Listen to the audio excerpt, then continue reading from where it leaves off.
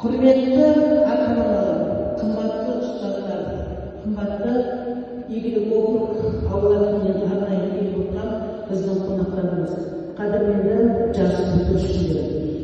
Бүгін мектебімізде математика және информатика сабақтарында оқушылардың функционалдық сауаттылығын дамыту бойынша ай бойында мектепте екі пәндер бойынша ай өтті.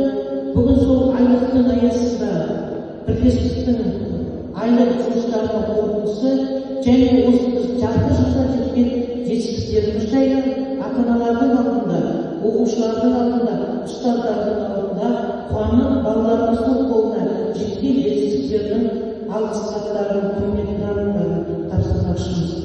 Қадірменді ата-аналар, жыл сайын өздеріңіз келген кезде Жарқасты Торғай мектебінің ауыз толтырмайтын күшті жетістіктері бар.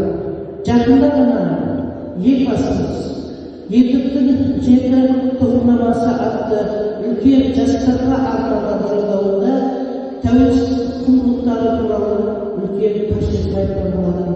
Яғни жақында ғана тойланған тәуелсіздіктің 30 жылдығы мерейтойы сарайында біздің мектебіміздің сол жетістікке жеткен толағай